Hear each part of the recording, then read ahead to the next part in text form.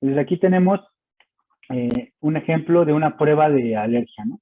Entonces se inocula en este paciente el alergeno que sospechamos y si vemos este tipo de lesión, creo que todos hemos visto este tipo de lesión, ¿no? Que es, ¿cómo se dice? Ustedes tienen nomás términos médicos, que es suave, que no es endurada.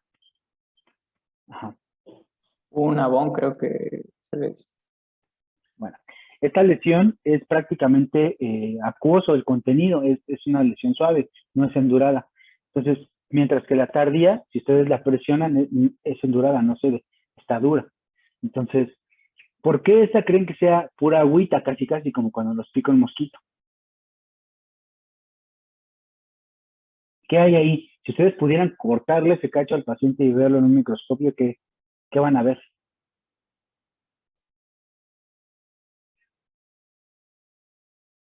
Acuérdense que esto se generó en menos de una hora. ¿Perdón? ¿Macrófagos? Pueden ver macrófagos, pero si fueran puros macrófagos, pues como son células, pues estaría endurada, ¿no? Sería una lesión dura. Pues creo que habría infiltrado, pero más que nada como es el inicio de la inflamación, pues existiría pues extravasación y por eso está guay. Bueno, edema. Exactamente, principalmente es contenido acuoso, producto de la extravasación vascular. Es decir, los vasos sanguíneos permitieron la salida de líquido de la sangre, ¿no? Entonces, ese líquido, si ustedes lo tomaran, pues encontrarían complemento, anticuerpos, componentes líquidos del suero, ¿no? Y pocas células, como en esas pocas células pues, serían, por supuesto, los macrófagos que ya viven ahí, ¿no? Y tal vez algunas cuantas que se infiltraron. Mientras que en esta tardía, ¿qué encontrarían si le cortan una biopsia de este tejido a su paciente y la ven al microscopio? ¿Qué van a ver? A este paciente le pusieron el alergeno aquí y le dijeron, vayas a su casa y regrese mañana. Y apareció con super reacción positiva de fase tardía. ¿Qué va a haber ahí?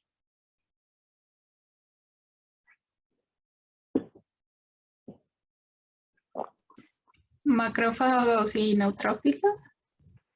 No. O sea, sí va a haber, pero no principalmente.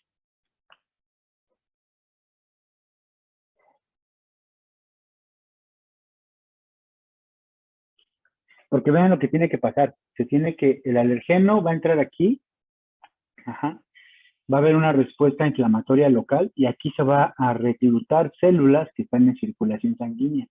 Pero son células que ya reconocen a este alergeno, porque esta lesión se pone así únicamente con este alergeno. Si yo le pongo aquí un alergeno o una molécula para el cual este paciente no es hipersensible, no le va a pasar nada.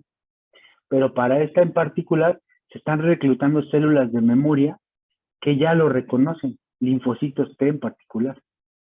Entonces aquí tenemos muchos linfocitos T que reconocen a este alergeno. Entonces esta lesión va a estar endurada porque tiene una alta celularidad, es una lesión que emularía una lesión granulomatosa, así se le llama cuando está altamente concentrada en células. ¿Sí? Más o menos, por eso tarda más, porque hay que reclutar al linfocito, el linfocito tiene que hacer diapedesis, migrar por quimiotaxis a donde está el alergeno. ¿Entendido? Bueno, entonces vamos a ver los tipos de hipersensibilidad.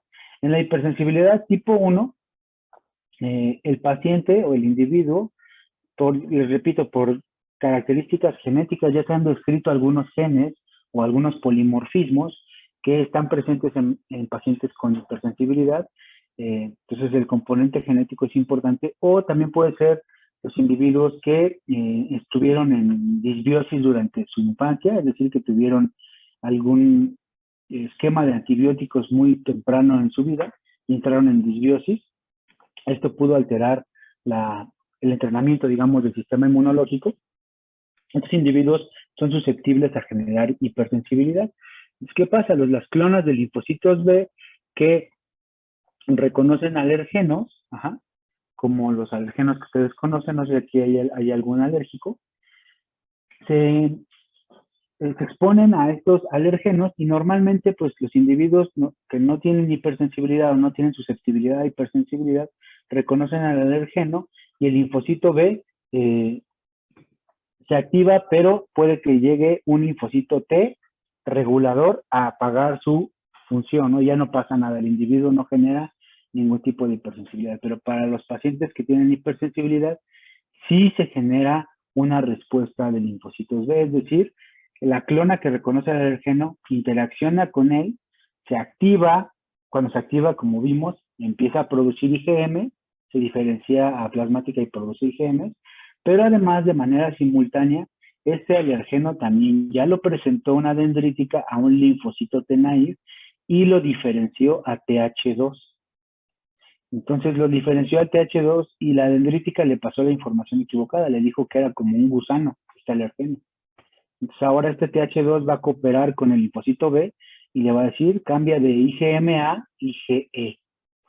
Entonces una característica de la hipersensibilidad tipo 1 de la alergia es que tenemos células B de memoria que secretan inmunoglobulina de clase E. Entonces el individuo, y acuérdense de la memoria, cuando tenemos memoria inmunológica, estas células plasmáticas de larga vida se van a ir a la médula ósea y toda la vida están produciendo este anticuerpo, ¿no?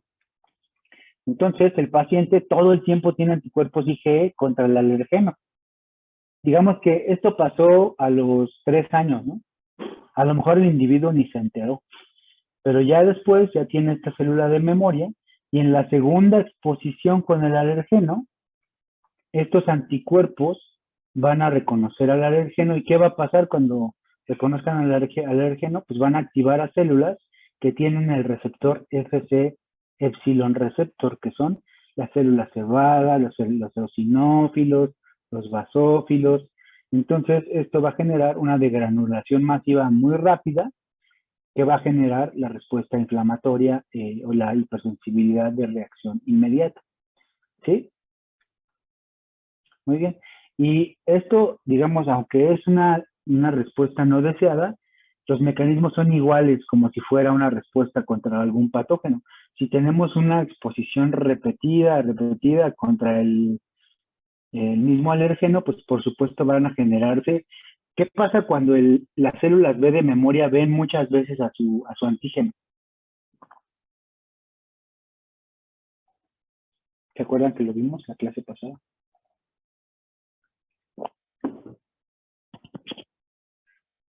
En la respuesta inmunológica primaria, primero van a producir IgM y tal vez un poco de IgG o la que vayan a hacer cambio de isótipo. Luego, en la exposición secundaria, ¿qué va a pasar?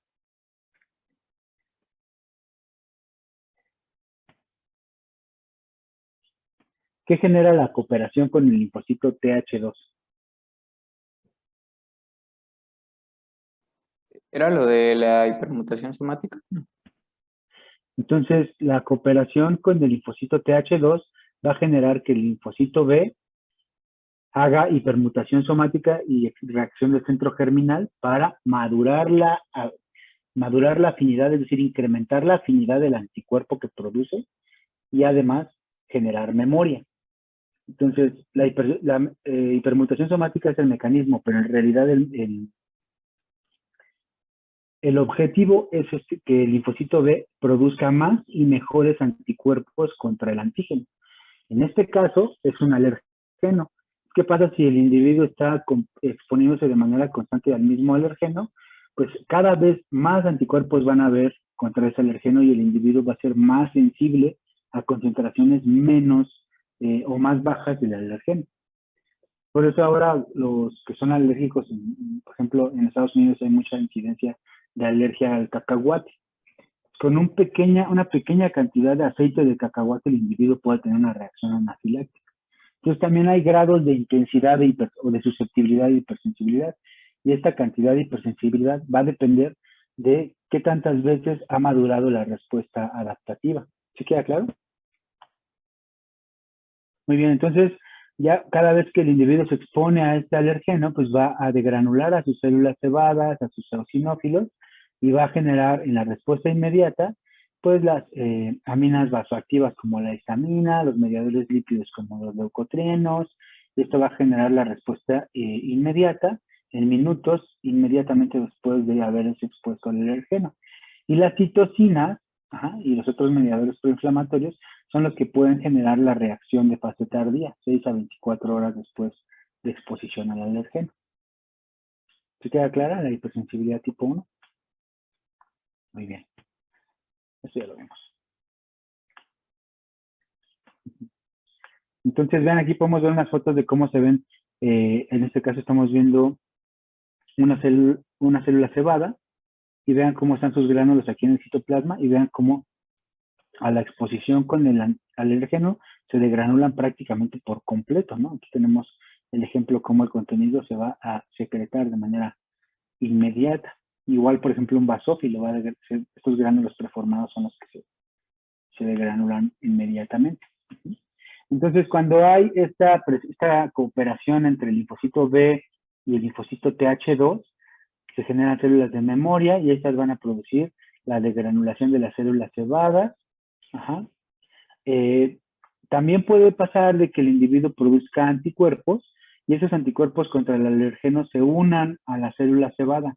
Pero esta célula cebada no se va a degranular hasta que esos anticuerpos reconozcan al alergeno. Entonces, estas células cebadas ya están sensibilizadas. Entonces, imagínense, si su paciente tiene en sus pulmones estas células cebadas que ya tienen anticuerpos contra el polen.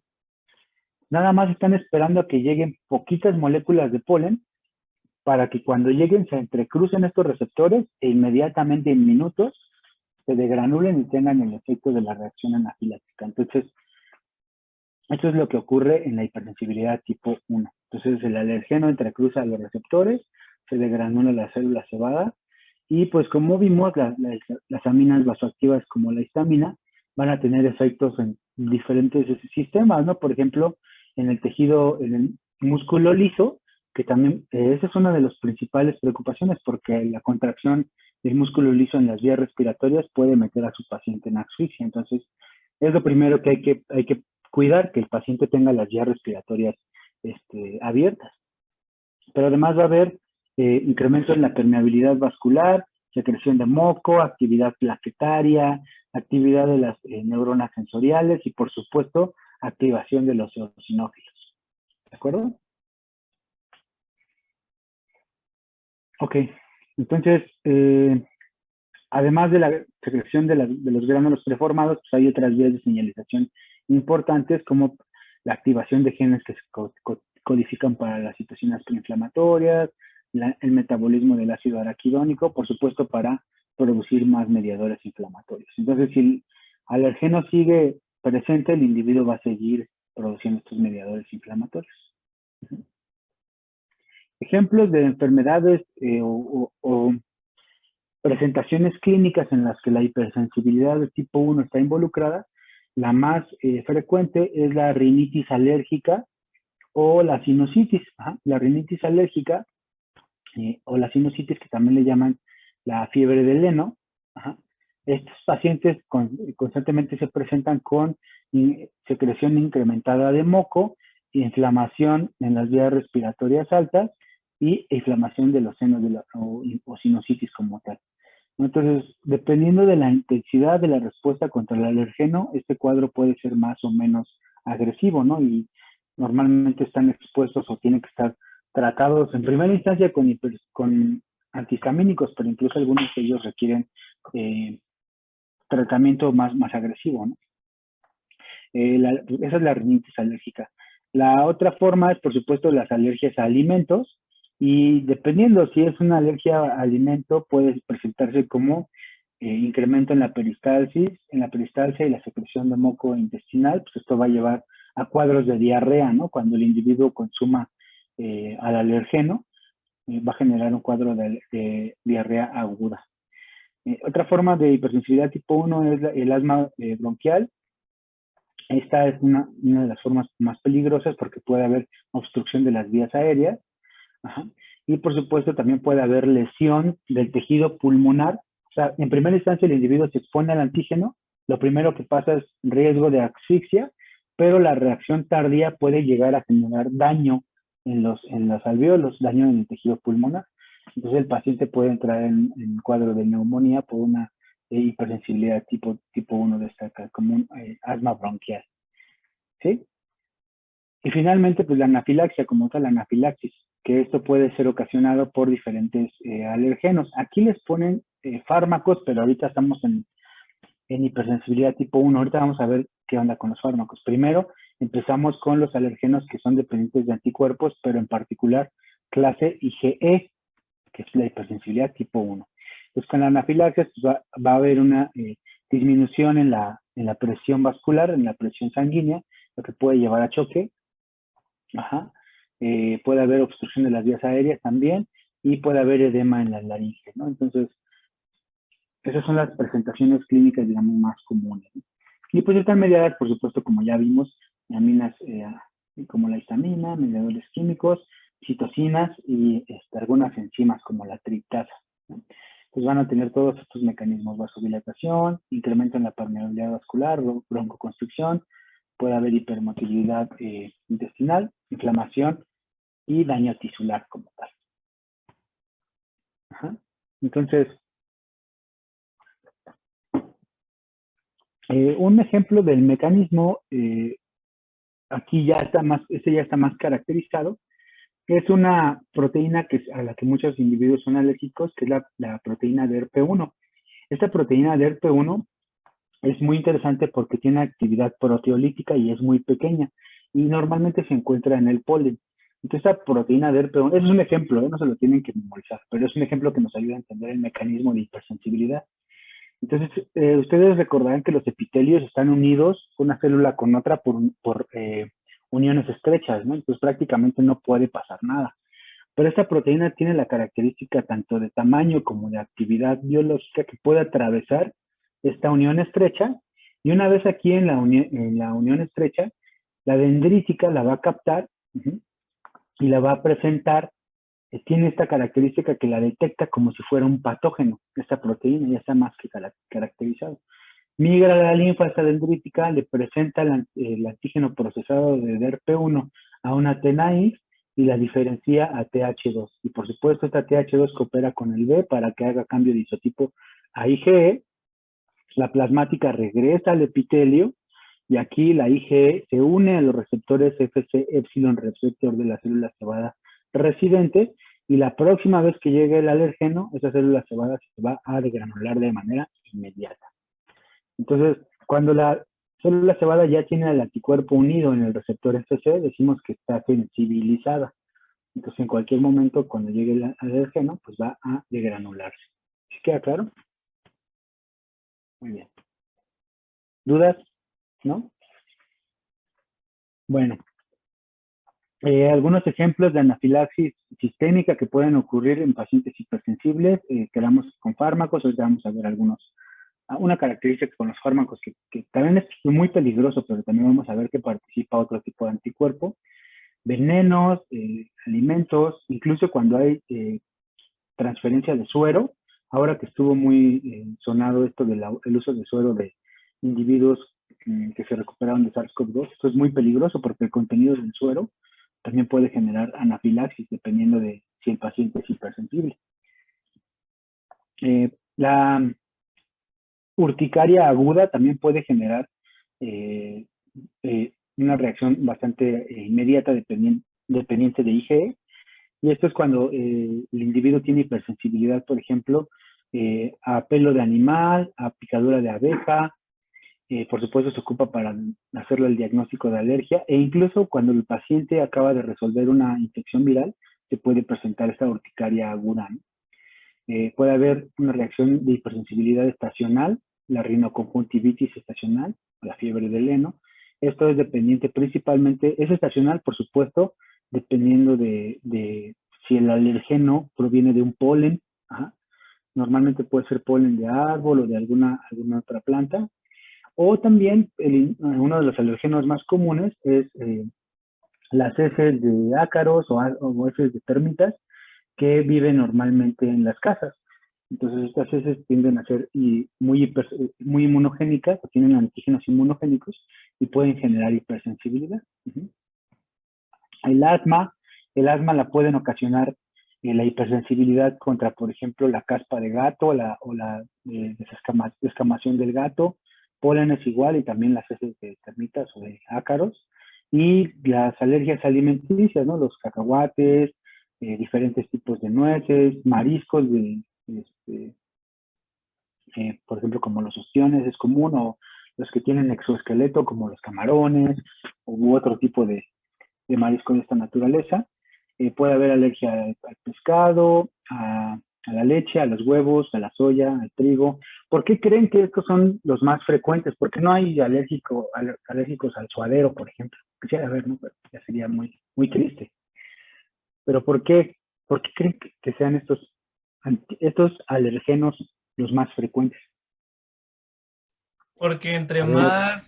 más lejanos estemos filogenéticamente, creo que era la palabra correcta, de esa especie, más daño nos pueden producir. No más daño, más no propio el sistema inmunológico lo detecta, ¿no? Porque acuérdense que esa era una de las características de la inmunogenicidad, la familiaridad. Entonces, un antígeno puede ser inmunogénico cuando es muy grande, cuando es liposoluble, por ejemplo, cuando es muy raro, es decir, no, es muy lejano filogenéticamente a nosotros. Ajá. Entonces, todos estos factores van a irse sumando para su capacidad inmunogénica. Entonces, por supuesto, estamos viendo que son organismos que están lejanos, ¿no? a nuestra organización molecular en proteínas. ¿Sí queda claro? Muy bien. Esto está sencillita. Bueno, entonces, eso es más o menos lo que ya vimos y lo que puede ocurrir. Entonces, las vías respiratorias, aquí estamos ejemplificando una vía respiratoria. ¿Qué ocurre de manera inmediata, que sería la parte izquierda? Tenemos a la cebada sensibilizada, esta se degranula y va a actuar en lo primero que les repito es la broncoconstricción por su actividad con el músculo liso que regula la contracción de la vía respiratoria. Simultáneamente, histamina y leucotrienos van a activar a las células endoteliales de los vasos sanguíneos aquí, y igualmente van a activarse a las glándulas secretoras de moco. Entonces, inmediatamente, ¿qué va a haber? Broncoconstricción y secreción de moco principalmente, ¿no? En la fase tardía, es decir, ya en unas horas, cuando lleguen los linfocitos TH2 que ya están sensibilizados también, todas estas citocinas proinflamatorias van a inducir el infiltrado leucocitario. Este endotelio puso ahí en su lumen selectina. ¿Se acuerdan de la selectina, no? Entonces se activó la respuesta adaptativa y el endotelio dice: aquí salgan células del sistema inmunológico. Principalmente se reclutan eosinófilos y neutrófilos. ¿Qué pasa si hay anticuerpos IgE contra el alergeno y hay eosinófilos? Pues entonces esto va a exacerbar todavía más la degranulación de este tipo de células, que es un efecto muy similar a las cebadas, ¿no? Porque los eosinófilos también tienen histamina, pero además tienen proteínas que son tóxicas. Acuérdense que el eosinófilo lo que hace es degranularse en la superficie del gusano, y esas proteínas tienen como objetivo dañar al gusano. No son proteínas catiónicas. ¿Qué pasa si el eosinófilo se degranula aquí en un alveolo? Pues esas proteínas van a dañar al tejido, ¿no? Entonces, la fase tardía, el daño del tejido pulmonar en la fase tardía, normalmente es por la degranulación de eosinófilo. Entonces, incluso se puede presentar lo que en pacientes se denomina como neumonía eosinofílica. Entonces, es cuando hay mucha actividad de eosinófilos en los pacientes de esta naturaleza. ¿Sí queda claro? Muy bien. Esto es lo mismo. Entonces, ¿cómo lo diagnostican los alergólogos y ganan mucho dinero con ello? Básicamente, no sé si a ustedes les han hecho la prueba. ¿Hay alérgicos en el grupo? Bueno, si son alérgicos y deciden no compartirlo, está bien, pero alguien que quiera compartir su experiencia de alergia. Yo, ¿Nadie? ¿Usted es alérgica? ¿A qué es alérgica, compañero? Si se puede saber. bueno, soy alérgica a la penicilina. Hace mucho tiempo me la dieron y pues me corta en la respiración. por ejemplo, me pongo toda roja y también soy alérgica al huevo. Ok. Y puede ser que sí su alergia contra estos dos antígenos. Usted sabe que, bueno, ustedes saben que la penicilina, no sé si ya lo vieron en micro, es un antibiótico beta-lactámico, ¿no? Es una molécula chiquitita, más chiquita que un aminoácido. Y yo les dije que la inmunogenicidad, una de las características es el tamaño. Entonces, ¿por qué creen que en su compañera se generó anticuerpos? Probablemente IgE, por lo que me está diciendo. ¿Por qué? Porque pues, hay actividad en el músculo liso, hay incremento en la permeabilidad vascular en los vasos de la cara, la piel más delicada. Probablemente sí su hipersensibilidad sea de tipo 1, dependiente de IgE. Pero ¿por qué creen que se haya sensibilizado o haya producido anticuerpos contra penicilina? ¿Cómo es posible? Si es una molécula muy pequeñita. Piénselo, lo vamos a ver ahorita. Entonces, gracias compañera por compartir su experiencia. Lo que se hace, o no sé si a su compañera le hicieron la prueba, para saber a qué es alérgico, se utilizan, ya hay formas comerciales de alérgenos comunes que los alergólogos inoculan en la piel del individuo. Ajá. Entonces hacen una pequeña descalificación en la epidermis y con la idea de que si hay, por ejemplo, IgEs, esos IgEs van a unirse al alérgeno. Si hay células cebadas ya sensibilizadas, ¿qué va a pasar? Pues estas células cebadas se van a degranular, van a liberar histamina y van a generar una lesión característica de hipersensibilidad o de respuesta inmediata. Entonces, ya se registra que alérgeno se inoculó. Por supuesto, el control positivo será poner directamente histamina, ¿no?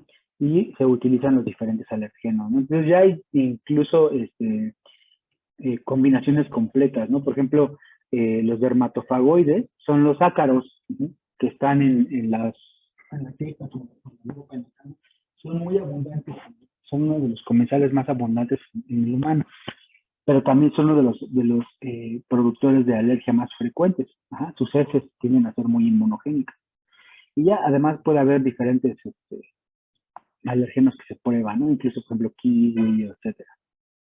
¿De acuerdo? Entonces, con esto es como se diagnostica. Se hace una prueba de hipersensibilidad donde se prueban alergenos. Algunas veces se llegan a probar muchos, como 45, pero en este caso se hacen en la espalda del paciente, porque hay más área, por supuesto.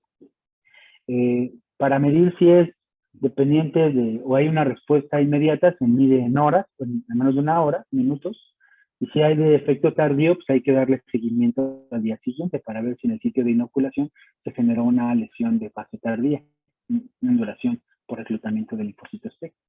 Entonces, la idea es inocular como tal aquí el alergeno, cerca de donde está, como la célula cebada residente de la piel prácticamente, tiene anticuerpos, pues va a inducir la degranulación, se va a generar incremento en la permeabilidad vascular, va a haber salida de líquido de la circulación sanguínea y se va a ver como tal la ronchita, o la respuesta, la lesión característica de la inflamación, de la respuesta de la hipersensibilidad de fase inmediata o aguda. ¿De acuerdo? Aquí tenemos una lista de los más frecuentes, pero estos son de Estados Unidos y los más frecuentes son los ácaros, ¿no? Aquí se los presento bien. Son los que viven en sus cejas. Muy bien. Una estrategia que han tratado de utilizar con diferentes, no sé si su compañera ya la utilizó, es la inmunoterapia o la hiposensibilización. Si lo pensamos, creo que ya hablamos un poquito de ella. El objetivo es disminuir los linfocitos T, que son TH2 y que reconocen al alergeno, ¿no? Esa sería una estrategia para disminuir la reactividad del paciente hipersensible. ¿Cómo lo hacen? Bueno, si nosotros inoculamos con las clásicas, como le llaman, las vacunas contra la alergia, pues en primera instancia tendríamos que saber cuál es el alergeno al cual es hipersensible el paciente. Ya una vez sabiendo el alérgeno, lo que hacen los alergólogos es utilizar una concentración muy bajita del alergeno para introducirla en el individuo, y como va a haber una cantidad muy pequeña, la dendrítica, la presentadora, va a presentarle a nuevos linfocitos T, naive, que reconozcan al antígeno. ¿Cómo es posible que haya nuevos simultáneamente haya TH2 y NAIF que reconozcan al mismo alérgeno. Ustedes ya saben que un antígeno pues, es grandotote, ¿no? Y la respuesta es policlonal. Puede ser que haya todavía clonas que no hayan sido activadas. Ajá.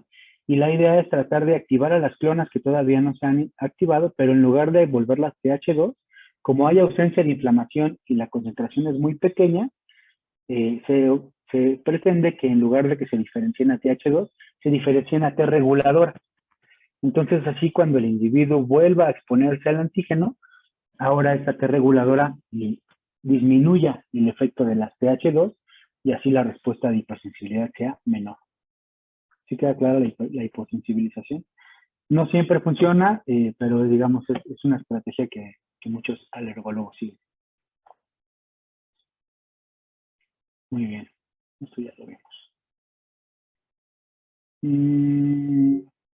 Ok, el asma bronquial pues ocurre cuando cuando tienen a sus pacientes donde hay múltiples eventos de hipersensibilidad inmediata. Entonces el paciente inicia con alergia leve, pero cuando hay múltiples eventos de este tipo de hipersensibilidad, puede generarse asma bronquial porque puede estimularse el tipo retardado. El tipo retardado es el que ya va a generar la lesión pulmonar. Se caracteriza por obstrucción reversible de las vías aéreas, inflamación bronquial con eosinófilos, hipertrofia del músculo liso pulmonar, hiperreactividad a broncoconstrictores. 70% del asma bronquial que se presenta en la clínica es dependiente de IgE. 30% es no inmunológica, es decir, no depende de la presencia de anticuerpos. Se puede generar por actividad farmacológica o drogas. Incluso el frío puede incrementar la constricción muscular, la secreción de moco. Incluso el ejercicio también puede llegar a inducir estos mecanismos que podrían parecer un ataque, una respuesta de hipersensibilidad tipo 1. Y así se vería, por ejemplo, un corte histológico del asma bronquial. Aquí podemos ver en la foto A un bronquio en el cual no hay inflamación. Vean, si hacemos un acercamiento aquí al cuadro, aquí podemos ver el epitelio completamente normal, el músculo liso aquí ahí abajo de la lámina propia y suficiente espacio para el intercambio gaseoso. ¿De acuerdo? Entonces, este individuo respira sin problemas. Cuando tenemos una respuesta de asma bronquial o un paciente con asma bronquial, el espacio que debería estar disponible para el intercambio gaseoso está lleno de moco, secreciones estimuladas por las células, por ejemplo, de Goblet, si ya vieron en el respiratorio, las células de Goblet secretan mucinas y moco, entonces con la constante activación de estas células pueden saturar los alvéolos. Además podemos ver, vean la capa muscular. Tejido muscular que rodea el alvéolo, compáralo con el tejido muscular que rodea el alvéolo normal. Pues por supuesto está hipertrofiado, es decir, hay un incremento de tejido muscular en el alvéolo. Además, la capa basal del epitelio está engrosada también.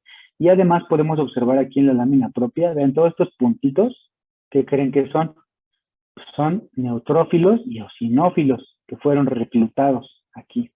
Entonces hay infiltrado leucocitario, principalmente eosinofílico. ¿De acuerdo? Entonces ustedes ya podrán imaginarse todo el mecanismo que está involucrado en este tipo de hipersensibilidad. ¿De acuerdo? Entonces ya vimos qué ocurre. Ok, ¿dudas? Por supuesto, la estrategia más frecuente para inhibir o tratar a estos pacientes es utilizar antihistamínicos, ¿no? Los antihistamínicos van a competir por la histamina, aunque ya hay otras terapias que tienen como blanco otras moléculas. Por ejemplo, incluso ya hay anticuerpos monoclonales contra IgE. Estos se utilizan, ustedes saben que ya hay muchas formulaciones con anticuerpos monoclonales. ¿Sí hemos hablado de los anticuerpos monoclonales? Ustedes los van a recetar, pero quizás súper caros. Hay hasta anticuerpos monoclonales, por ejemplo, para la osteoporosis, para la artritis reumatoide, ahora para la alergia, pues ya también hay. ¿No hemos hablado de estos anticuerpos monoclonales? Ok, vamos a lo mejor se valdría la pena hablar un poquito de ellos. Ustedes ya tienen todas las bases para entenderlos. Ustedes saben que la respuesta inmunológica humoral, por definición, es policlonal, es decir, un antígeno es reconocido por muchas clonas de linfocitos B. Eso sí lo entendemos, ¿no? ¿Qué pasa con la industria farmacéutica? Digo, bueno, pues yo puedo entonces, me interesa obtener ese anticuerpo, porque con ese anticuerpo, por ejemplo, yo neutralizaría la IgE antes de que sensibilice a una célula cebada, ¿no? O bloqueo, por ejemplo, los pacientes con artritis reumatoide, una de las citocinas que más les hace daño es el TNF. Entonces, ¿qué pasa si yo le pongo un anticuerpo contra el TNF? Pues voy a impedir que ese TNF haga inflamación de las articulaciones. Entonces, así es la idea de los anticuerpos monoclonales. Entonces, ¿qué se hace? Se purifica. Obviamente ustedes ya nada más van a hacer recetárselo a sus pacientes y ellos lo compran, ¿no? Pero ¿cómo se diseñaron? ¿O en qué consiste un monoclonal? Se utiliza el antígeno, en este ejemplo, inmunoglobulinas humanas de clase IgE, y lo que normalmente se hace es se inmuniza a un ratón con este anticuerpo. Para el ratón, ese sí es un antígeno inmunogénico, ¿no? Porque no es una proteína de ratón, es una proteína de humano. Entonces su sistema inmunológico va a reaccionar como si fuera no propio, va a activarse linfocitos B que van a reconocer a la IgE humana, y esos linfocitos B, lo que se hace es, por supuesto, se sacrifica al ratón, se identifican por medios de laboratorio esas células y se aíslan. Se aísla la clona. Una clona que produzca el anticuerpo que a nosotros nos interesa. Por eso se llama monoclonal. Entonces esa clona la aíslo en el laboratorio y la inmortalizo. Hay una forma muy práctica de inmortalizarla, es utilizando unas células de marmota. Es una estrategia un poco compleja, pero ya una vez que la inmortalizo, tengo ya una célula que la esclavizo para siempre, ¿no? Ya tengo una célula que se va a dividir de manera indefinida, que nunca va a morir y que toda la vida va a producir el anticuerpo que yo quiero. Y proviene de una clona. Entonces, por eso son anticuerpos monoclonales. Pues ya se purifica ese anticuerpo que produce esa clona. Cuando la clona de linfocitos B se inmortaliza, ya se llaman hibridomas, porque ya son una combinación de células. Entonces, así es como se producen. Esa es la estrategia inicial. Ahora ya incluso se pueden generar por biología molecular, ¿no? Entonces, ya prácticamente se forza a las células a expresar el anticuerpo de manera genética, ¿no? Le meto la información a una célula para que produzca el anticuerpo. Entonces, incluso todavía más, porque, por ejemplo, ¿qué pasa? Ya yo hice mi anticuerpo monoclonal anti-IgE de ratón. Pues ya, ¿qué pasa cuando se lo doy al paciente? ¿Qué pasa si ustedes le ponen a su paciente anticuerpos contra IgE humanos hechos en ratón? Pues sí van a neutralizar a IgE, pero ¿qué va a pasar? ¿Van a reaccionar contra las células del ratón? No, el sistema inmunológico del humano va a reconocer a esos anticuerpos de ratón como extraños, ¿no? Y va a generar una respuesta inmunológica contra ellos, y la próxima vez que quieran usar esa terapia, pues ya no va a funcionar, porque ahora va a haber anticuerpos contra los anticuerpos de ratón, ¿sí o no? Entonces, una estrategia que se ha realizado y que es muy exitosa es hacer anticuerpos humanizados, es decir, genero el anticuerpo en ratón, pero le quito el FC de ratón y le pongo molecularmente el FC humano. Entonces, en el sistema inmunológico, en el organismo humano, pasa como si fuera cualquier anticuerpo humano. Entonces, los anticuerpos monoclonales humanizados serían los más avanzados tecnológicamente a la fecha. Y se pueden ocupar múltiples ocasiones porque el FC es humano. Entonces, no va a haber una respuesta contra él. A eso se llama que es humanizado, no que le hayan metido células humanas al ratón ni nada de eso. Únicamente una estrategia genética. Claro, los anticuerpos monoclonales, porque vamos a hablar de ellos cuando veamos otras terapias en cáncer, etcétera. ¿Sí? Muy bien. ¿Y eso cómo lo hacen, Doc, con CRISPR-Cas? La humanización de anticuerpos, lo que se hace es, una vez que ya tienes a la clona que produce el anticuerpo, puedes utilizar el CRISPR o puedes ocupar cualquier otra estrategia. Puede haber estrategias lentivirales, hay muchas estrategias genéticas en las que tú intercambias. Acuérdense que está produciendo esa clona. Esa clona ya seleccionó sus genes de variabilidad, ya seleccionó su cadena pesada. Pues, ¿qué pasa si yo le quito la secuencia que codifica para su cadena pesada y le meto la secuencia que codifica para la cadena pesada humana? Pues va a producir ahora anticuerpos humanos. Entonces, básicamente se logra modificando el genoma de esa clona. No me voy a meter mucho a la parte molecular, porque no es el objetivo del curso, pero sí para que entiendan más o menos esto de los anticuerpos monoclonales, porque de verdad hay un montón en la industria farmacéutica, y así ya no se los chorean los representantes farmacéuticos cuando trabajen, ¿no? Ya ustedes ya saben. Entonces, estos anticuerpos contra IgE, por supuesto, son bastante costosos y se utilizan en pacientes que ya se agotó toda la terapia disponible, ¿no? Hay inhibidores de leucotrienos, por supuesto, competidores de histamina por el receptor H1, antagonistas de leucotrienos. Por supuesto, también se tiene que dar tratamiento farmacológico para la relajación del músculo liso de los bronquios, ¿no? Pueden ser agonistas beta-adrenérgicos de manera simultánea con la terapia contra la hipersensibilidad. Y ya en caso de que sea severo, pues normalmente se utilizan corticosteroides. ¿Cuál es el problema con los corticosteroides? Que pueden generar otros problemas, ¿no? Pueden generar síndrome de Cushing. Vamos a ver esto en inmunofarmacología. Entonces, esa es una de las cuestiones que tienen que manejar con sus pacientes. No pueden abusar de los corticosteroides, aunque el paciente en realidad no pueden curarlo de su hipersensibilidad. Hay que tratar de manejarlo con precaución, porque el abuso con los corticosteroides muchas veces genera más problemas. ¿De acuerdo? Bueno. La predisposición genética, bueno, sí ha habido algunos genes que se han descrito, ¿no? Que algunos individuos son más susceptibles a ser alérgicos que otros. Hay algunos ejemplos, ¿no? Por ejemplo, polimorfismos de TLR, ¿no? Normalmente los TLR reconocen PAMPs de patógenos, ¿no? Pero ¿qué pasa si hay todos saben que es un polimorfismo de un solo nucleótido? ¿No han llevado genética? ¿No? ¿Sí? Ya la llevamos. Entonces, ¿sí saben que es un polimorfismo de un solo nucleótido?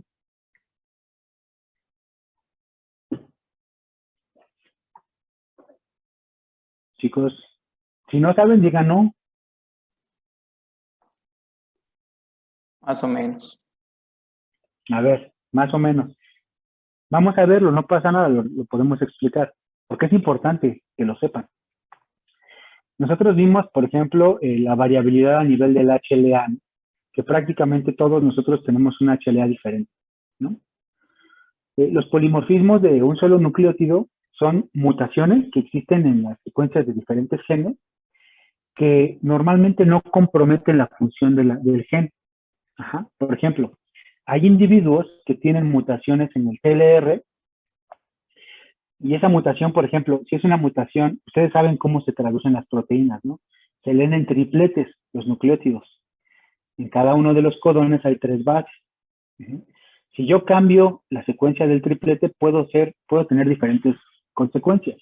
Puedo generar un codón de paro, puedo generar un cambio de aminoácido, o esa mutación puede codificar para el mismo aminoácido, entonces sería una mutación silenciosa, ¿no? O sea, algunas veces esos polimorfismos generan una mutación en uno de los tripletes y cambian el aminoácido.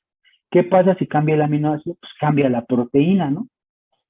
Un cambio de un aminoácido en la proteína puede, por ejemplo, determinar que ahora sea más capaz el TLR, por ejemplo, de detectar una proteína de ácaro. Entonces, ese polimorfismo puede tener una consecuencia biológica. Normalmente los polimorfismos no son muy abundantes en la población. Por ejemplo, lo pueden presentar 1 o 2 personas en cada 10,000, en cada 1,000. Entonces, el individuo no está inmunodeficiente ni nada, simplemente tiene un polimorfismo de un solo nucleótido. Entonces, a lo mejor el del TLR es un poquito más difícil de entender, pero vamos a ver, por ejemplo, otro polimorfismo que podría ser fácil de entender. Por ejemplo, un polimorfismo en en el STAT6. Ok. STAT6 es un factor de transcripción que participa en el linfocito B para producir IgE. Es decir, cuando el linfocito pasa de producir IgM a IgE por la cooperación con TH2, se activa este factor de transcripción STAT6. En algunos pacientes tienen polimorfismos de STAT6 y pueden cambiar de isotipo más, es decir, es necesaria menos activación del linfocito B para que produzcan IgE. Entonces, digamos, producen IgE más fácil que otros individuos. Ya tienen más susceptibilidad a generar hipersensibilidad tipo 1, porque si el TH2 tiene que convencer al linfocito B para que produzca IgE, en estos individuos que tienen este polimorfismo en STAT6, este periodo de convencimiento es mínimo, ¿no? Entonces, con una cooperación muy mínima, este linfocito B puede producir mucha IgE. Y así se han descrito muchos más, ¿no? Por ejemplo, tenemos polimorfismos en el TH2, en el TH1, en la inmunidad innata. Entonces, que exista el polimorfismo no significa que ese individuo ya esté sentenciado a ser hipersensible. Simplemente que tiene un riesgo de ser hipersensible mayor. Ajá. Entonces, las mutaciones genéticas no son una sentencia de muerte, simplemente hay que tener precauciones. Por ejemplo, en este caso, el individuo, a lo mejor, si ustedes identifican que ya está pasando en otros países, ¿no? Que ustedes pueden tomar una muestra de su material genético y le secuencian todo el genoma y les dicen, usted tiene polimorfismos en todo esto y esos polimorfismos usted tiene 2 veces más riesgo de generar alergia, 2 veces más riesgo de generar cáncer de mama. Y este tipo de polimorfismos se pueden atender, digamos, con técnicas de prevención, ¿no? En este caso, a lo mejor evitar algunos alimentos o yo qué sé, ¿no? Tener cuidado de la disbiosis, etcétera. A ver, César, ¿tienes una pregunta? Sí, de hecho era de lo que acaba de comentar ahorita. O sea, nosotros, ¿esto es teórico nada más o sí tenemos como cebadores para hacer PCR para estas cosas? Para encontrar las mutaciones. Ya la PCR esto es de mis años, de cuando yo estudiaba en la licenciatura. Y ahora es la secuenciación masiva y es súper barata, no necesitas oligonucleótidos. Prácticamente la secuenciación de todo el genoma se puede lograr con una muestra muy pequeña, incluso de saliva, de células desescamadas de la boca. No sé si han visto esos servicios en los que tomas un hisopado de la parte interna de la boca y te secuencian regiones del genoma para ver si tienes un porcentaje más de amerindio, de europeo, mediterráneo. Incluso ya hay servicios de genealogía, ¿no? O sea, de cómo ha sido tu historial de herencia. Bueno, pues en la medicina el objetivo es tipificar todos estos polimorfismos que podrían estar en tu genoma para determinar el riesgo de generar ciertas enfermedades. Entonces la secuenciación masiva es básicamente lo que se utiliza y cada vez es más económica. Hasta en la fe acá la hacemos. Entonces, algunos ejemplos de todos estos son polimorfismos asociados con atopia. También la hipersensibilidad se le puede conocer como atopia. Y, por ejemplo, asma, ¿no? Genes en citocinas proinflamatorias, como por ejemplo IL-4, 5, 13, CD14. Polimorfismos aquí se han observado que son más frecuentes en pacientes con asma. Algunos haplotipos de MHC clase 2. Por supuesto, polimorfismos en el receptor para IgE, ¿no? Los factores de transcripción que hablamos anteriormente. Todas estas moléculas que podríamos hablar de ellas, pues son prácticamente inflamatorias, ¿no? Genes que codifican para quimiosina, para péptidos antimicrobianos. Ustedes vean todas esas moléculas que han identificado. ¿Cómo se hacen este tipo de estudios? Pues yo investigador de Iztacala, digo, quiero identificar polimorfismos en mexicanos que se asocien con asma. Pues agarro 1000 pacientes con asma y 1000 pacientes sin asma, le secuencio el genoma y veo si hay alguna mutación que se repita en estos pacientes con asma. Así es como se reportan estos genes. No significa que sea la causa del asma, significa que hay una correlación, hay una presencia en los pacientes con esta enfermedad de estas mutaciones. Entonces, pero la susceptibilidad genética, por supuesto, no es suficiente para que el individuo genere asma. También tenemos el estímulo ambiental, ¿no? Por ejemplo, una observación que se ve en micro, que es la hipótesis de la higiene, que es controversial. Todavía no se ha observado de manera contundente, pero se sabe que hay un aporte, ¿no? Por ejemplo, cuando hay un individuo en su etapa infantil se expone de manera ubicua a microorganismos, se ha observado que tiene menos susceptibilidad a ser hipersensible. Por eso se le llama la hipótesis de la higiene, porque en mi generación, hace miles de años, nosotros jugábamos con charcos, con lodo y con tierra. Entonces, la generación anterior a la mía, pues no tenía tanta preocupación de la asepsia, ¿no? Entonces, los niños se exponían prácticamente a los microorganismos ambientales de manera ilimitada. Entonces, eso se ha observado que tiene una correlación positiva con la disminución de atopia. Mientras que en pacientes en individuos que en la etapa inicial de la vida no tuvieron suficiente exposición a microorganismos, tienen mayor riesgo de que esta susceptibilidad genética se exprese y generen alergias, ¿de acuerdo? Otro factor que puede desencadenar o activar esta susceptibilidad genética es la eliminación temprana de microorganismos de la microbiota. Pacientes que ustedes van a tener en la etapa infantil, por eso es que hay que ser muy precavidos y reservados con el uso de antibióticos en los niños, porque meter a un niño en disbiosis, alterar su microbiota, pues puede meterlo en susceptibilidad a generar alergia, ¿no? O algún otro tipo de hipersensibilidad. Algo muy interesante es la parasitosis con el mitos, la presencia de gusanos como tal. Entonces, esa fue de hecho la primera observación, que donde había mayor incidencia de gusanos, tenía solium, ascaritumbricoides, ¿no? Los que ustedes quieran, ¿no? Se ha observado que estos gusanos tienen muchos mecanismos de regulación negativa de la respuesta inmunológica.